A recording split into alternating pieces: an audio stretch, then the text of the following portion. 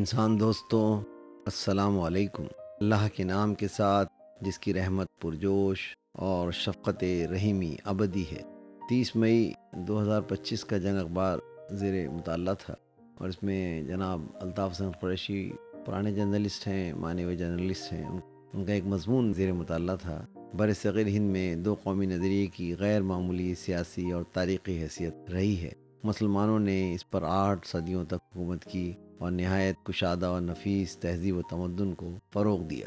آپ کا یہ مضمون پڑھ کر حیرت میں پڑ گیا۔ مضمون کا جو عنوان تھا دو قومی نظریے کے مثبت اثرات، اس کا لنک انشاءاللہ نیچے کمنٹ سیکشن میں دے دوں گا اس ویڈیو کے، تو اس کو آپ پڑھ لیجیے گا۔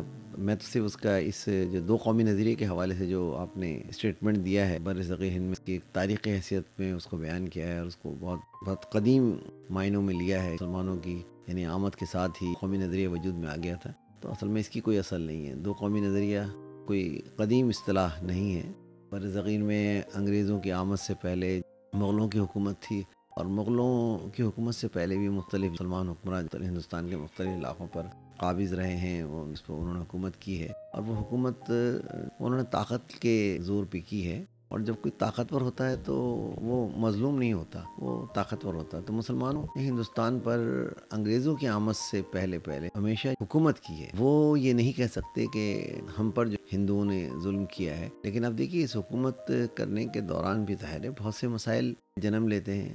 شمس الدین التتمش ایک پریگمیٹک حکمراں تھے، بہت ان کی ریشنل اپروچ تھی۔ آپ دیکھیے ان کو کس قسم کے ہندوستان کے ایک حصے پر رول کر رہے تھے، تو انہیں کس قسم کی چیلنجز کا سامنا تھا، مسلمان علماء ان سے کیا کہہ رہے تھے، یہ بہت سوچنے والی باتیں ہیں۔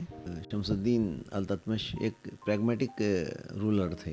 ان کے دور کے اندر بہت سے علماء ان کے پاس آئے۔ ہوتا ہی ہے، علماء جب حکمرانوں کی قربت تلاش کرتے ہیں، انہیں صحیح اور غلط مشورے بھی دیتے ہیں۔ اس میں سے بہت سے علماء ان سے یہ کہہ رہے تھے کہ ہندوستان کی جو حیثیت ہے، اس میں جو ہندو قوم ہے، یہ ایک مشرق قوم ہے، تو یعنی قرآن مجید کی روح سے جو ہے انہیں قتل کر دینا چاہیے۔ شمس الدین موقع پر کہا کہ یہ اتنی بڑی اکثریت ہے، اور اتنی بڑی اکثریت کو اگر ہم اس طرح ٹریٹ کریں گے تو مرتا کیا نہ کرتا کہ اصول پر یہاں تو ہمارا چلنا مشکل ہو جائے گا، اور ہم یہاں رول نہیں کر پائیں گے۔ بہرحال اس نے رواداری اور اس نے حکومت کرنے کے جو عملی طریقے ہوتے ہیں انہیں کو اختیار کیا، اور علماء کی چیز کو اس نے نظر انداز کیا۔ تو یہ ہماری جو انڈرسٹینڈنگ ہے، اس کے اندر ایک یہ پورنس ہے۔ ہم قرآن مجید کی بات کو سیاق و سباق میں یہ کس دور کے متعلق ہے، اس کا کس حد تک اس کا حقیقی مفہوم کیا ہے، اسے سمجھے بغیر اس کو جرنلائز کر دیتے ہیں۔ اس سے بہت ساری پرابلم پیدا ہوتی ہیں، اور یہی کچھ ہمیں انگریزوں کی آمد کے بعد ہندوستان میں مسلمانوں کو ایک نئی صورتحال کا سامنا آیا۔ ایک تو وہ ہندوستان پہ رول کر رہے تھے، تو اس زمانے میں تو سوال ہی پیدا نہیں ہوتا تھا کہ مسلمانوں پہ کوئی ظلم ہو، اور مسلمانوں پہ کہیں ظلم ہوگا تو ظاہر حکمراں مسلمان ہے، وہ اس کو ٹیکل کرے گا۔ اور مسلمان تو کہتے بھی ہیں کہ یہ مسلمانوں کی حکومت تھی، وہ یہ نہیں کہتے کہ یہ فلاں کی حکومت تھی، یہ فلاں کی حکومت تھی۔ اور بہت سے حکمرانوں نے وہاں پر جو حکومت کی وہ ہندو رعایا کا بھی خیال کیا۔ اس میں اکبر کا دور جو ہے بڑا سنہری دور ہے، اس میں بہت پریگمیٹک دور ہے اس نے۔ لیکن آپ جانتے ہیں کہ اکبر جو مسلمانوں کے درمیان سب سے کم مقبول مغل رہنما ہے، اکبر کے مقابلے میں عالمگیر کی بہت زیادہ پذیرائی ہے۔ ہندو مسلم کے درمیان جو ایک اتحاد کی کوشش کی، اور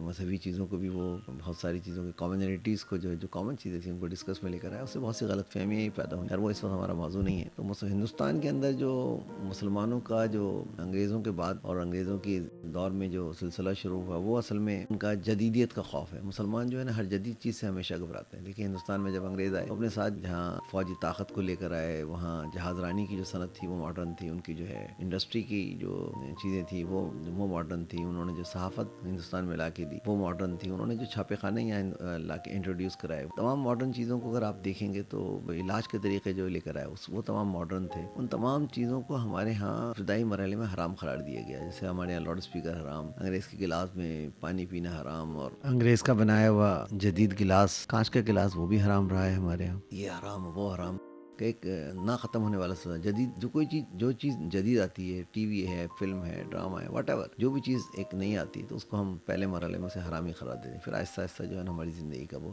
حصہ بن جاتی ہے۔ اس کا کوئی جواب جو ہے ہمارے علماء کے پاس نہیں ہوتا۔ یہ جو دور تھا، جو جدیدیت کا جو ہمارے پاس جدیدیت سے جو ایک ہمیں نفرت ہے، یا جدیدیت کا جو ہمیں خوف ہے، اسی جدیدیت میں جو ایک بہت اہم چیز تھی، وہ آنے والا دور نظر آ رہا تھا کہ وہ جمہوری دور ہوگا۔ وہ جمہوری دور میں جو حکومت کے معاملات جو ہے جمہوری اصولوں میں چلیں گے، جس کی کچھ بنیادیں انگریزوں نے ہندوستان میں رکھنا شروع کر دی تھی. اب انگریزوں کے جانے کے بعد یہی ایک تھا کہ ہندوستان پر جو حکومت ہوگی, جو پارٹی اکثریت سے جیتے گی اس کی حکومت ہوگی, لیکن مسلمانوں نے اس کو منفی انداز سے دیکھا. خاص طور پر میں سر سید کا یہاں ذکر کروں گا. سر سید جو ہندوستان میں دو قوموں کو اس پس منظر میں دیکھ رہے تھے کہ ہندو مسلم کا اتحاد, طرح دیکھ رہے تھے کہ ہندو مسلم کا اتحاد جو ہے ممکن ہی نہیں ہے. وہ انگریز خدا کی رحمت قرار دے رہے تھے اور وہ ملکہ برطانیہ کے ایک وفادار کی حیثیت سے دنیا سے رخصت ہونا چاہتے تھے. اب ان کی جو ہے ایک ملکہ معظمہ نے جو ہے 1857 کے بعد جو ہے بہت سے ہندوستانیوں کے لیے جو معافی نامہ جاری, عام معافی کا اعلان کیا اس میں, تو اس پر اس کی جو ہے خوب پبلسٹی ہوئی. سر سید نے بھی اس کی خوب پبلسٹی کی اور اس پہ دیکھیں انہوں نے جو نوٹ لکھا ہے وہ ان کے مقالات میں درج ہے وہ کہ خداوند ہمیشہ ہماری ملکہ وکٹوریہ کا حافظ ہو. میں بیان نہیں کر سکتا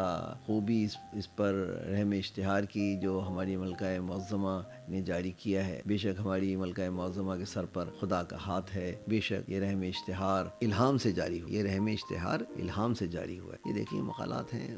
اس زمانے میں جو ہے جو سر سید احمد خان یا مسلمانوں کے بہت سے لوگ تھے جو سر سید کی فکر سے متاثر ہو کر انگریز نواز تھے اور وہ انگریز حکومت کے حامی تھے, اور وہ یہ سمجھتے تھے کہ اگر خود سر سید کا یہ الفاظ موجود ہیں کہ اگر ہندوستان میں انگریز نہ ہو تو ہمارا حال اسپین والا ہو, ہم جیسے اسپین سے نکال دیے گئے تھے, وہاں سے نکال دیے گئے. تو یہ جو ہماری ایک جو نفسیات کے اندر سہارے تلاش کر کے جینے کی ہے نا, یا تو ہم ایبسولوٹ پاور میں ہوتے ہیں تو رول کرتے ہیں, تو ایک الگ چیز ہے. وہ مغلوں کا دور تھا, وہ اس سے پہلے کا دور. اب جو ایک نیا دور آ رہا ہے جس کے اندر ایک جمہوری دور کا آغاز ہو رہا ہے, اس دور کے اندر ہم ایک اکثریت اور اقلیت کی بحث میں پڑ جاتے ہیں اور جو ہم پھر سہارے تلاش کرتے ہیں. آپ کو کمزور تو دیکھ لیجیے ہماری کیا صورتحال ہے. پاکستان بننے کے بعد پاکستان کو اپنے پیروں پر کھڑا کرنے کی کوشش نہیں کی, ہم سہارے تلاش کر رہے ہیں. سہاروں کی بنیاد پر کبھی ہم امریکہ کے الائٹ بن جاتے ہیں, یعنی ساتھ میں ہمارے جو پڑوس ہے چین اس زمانے میں بہت کمزور تھا, ورنہ ہم چین سے ہمارے سارے معاملات نمٹ جاتے. اب ایک نئی صورتحال آئی ہے, اس کے اندر جو آپ دیکھ لیجئے کہ حالیہ جنگ ہوئی ہے, اس کے اندر چائنا کے سہارے پر ہی کھڑے ہیں. بغیر سہارے کے ہم کھڑے رہنا جانتے ہی نہیں, یہ ہماری یہ اسپرٹ ہی نہیں ہے. دیکھیے سعودی عرب دنیا کا سب سے زیادہ جو ہے ایمونیشن اسلحہ خریدنے والا ملک ہے, وہ اس کا جھکاؤ جو ہے امریکہ کی طرف ہے, اور یہ ایک سسٹم ہمارے مسلم نفسیات میں یہ بیٹھ گیا, اور یہ جب تک رہے گا جب تک ہم اپنے پیروں پر کھڑا ہونا نہیں سیکھیں گے. میں بات کر رہا تھا کہ دو قومی نظریے کی, دو قومی نظریہ جو کوئی لاجیکل نہیں ہے. ابھی اس کو جس طریقے سے ہمارے ایک اہم رہنما جن کے پاس ساری طاقت ہے, جن کے پاس ساری وزیر اعظم بھی جن کے جو آرڈر پر چلتا ہے, سارا نظام ہی ان کے اشارے پہ چلتا ہے. تو ان کی جو بھی تقریر تھی جس طرح انہوں نے کی ہے کہ ہندو مسلم دو الگ قومیں ہیں اور وہ دونوں ایک ساتھ نہیں رہ سکتی, ہم ہر لحاظ سے فرق ہے. ارے بھائی ہم انسان ہیں, وَلَقَدْ كَرَّمْنَا بنی آدم, اللہ تعالیٰ نے بنی آدم کو عزت دی ہے. اور یہ جو دنیا میں مذاہب ہیں, میری ایک پچھلی ویڈیو ہے اگر آپ اس کو بھی دیکھ سکتے ہیں, اس کے اندر کہ اللہ تعالیٰ نے یہ جو ہم انسانوں کو بڑا تنوع دیا ہے, بڑی ڈائیورسٹی ہے انسانوں کے اندر. لیکن دیکھیں اللہ تعالیٰ قرآن مجید میں کتنی خوبصورتی سے ذکر کرتا ہے کہ اگر یہ ایک دوسرے کو طاقت نہ دیتا تو یہ بہت سے گرجے, بہت سے سینیگاگ اور بہت سی جو ہے صلوات, بہت سی دوسری عبادت خانے, اور صلوات کے اندر بہت اس کی وسعت ہے اس کے اندر,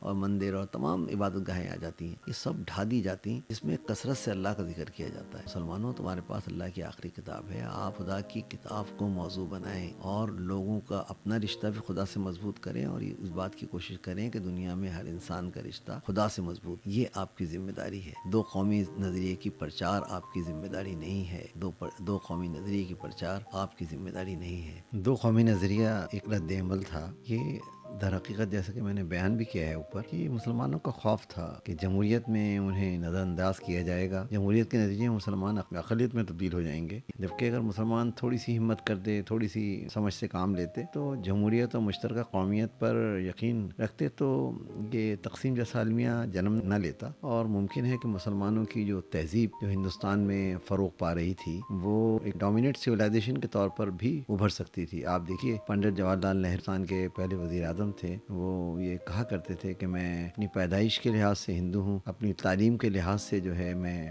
انگریز ہوں, اور اپنی تہذیب و ثقافت کے لحاظ سے مسلمان ہوں. آپ کبھی دیکھیے پنڈت جواہر لال نہرو, آپ کے ہاں تو جناح صاحب نے بڑی مجبوراً میں شیروانی پہنی ہے, لیکن آپ اس کے لباس قطع وضع آپ سب کچھ دیکھ لیجئے, کہ سر پہ ٹوپی دیکھ لیجئے جس طرح کی وہ پہنتے تھے شیروانی, اور وہ ایک سمبولک مسلم کا ڈریس ہے, اور وہ یہ مسلمان تہذیب بنیاد پر ہی انٹائر کیا ہوا تھا جناب پنڈت جواہر لال نہرو نے. پنڈت جواہر لال نہرو کو چھوڑیے, مسٹر واجپئی جو ہیں جو لباس پہنتے تھے, آپ نے دیکھے کہ مشرف صاحب تو ٹی شرٹس کئی پینٹ کوٹ پہن کے سامنے سامنے آتے تھے ان مذاکرات میں جب واجپئی سے مذاکرات چل رہے تھے. لیکن آپ واجپئی صاحب کو دیکھیے, وہ اکثر شیروانی میں نظر آتے تھے, وہ اس لباس میں نظر آتے تھے جو مسلمانوں کا لباس تھا. ایون آپ مودی کو دیکھ لیجئے, ان کا لباس دیکھ لیجئے, اور پاکستان ابھی جب آپ کے وزیر اعظم نظر آتے ہیں وہ 90-80% پینٹ کوٹ میں نظر آتے ہیں. تو اصل میں یہ چیزیں جو ہیں, جو مسلم جو تہذیب وہ جو ہے آپ کے کزین خانوں کے اندر, آپ لباس کے اندر, آپ کی زبان کے اندر, اردو زبان مسلمانوں نے اردو کو مسلمان زبان کہہ کر اردو زبان کا جو ستناز کر دیا. ورنہ آپ دیکھیے کہ یہ تمام یہ مسلم ہندو کلچر کی مشترکہ پیداوار تھی, اور اس میں اسلامی دنیا کا بھی نظر آتا تھا,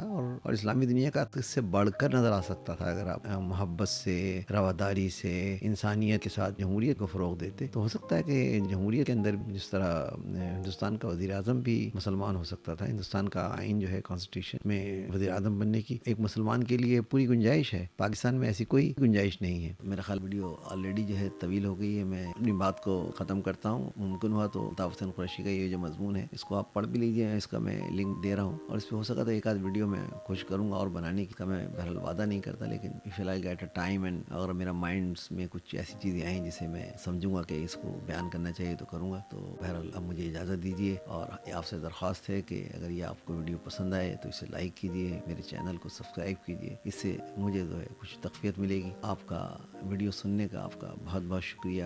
آواز و پیشکش سراج الدین.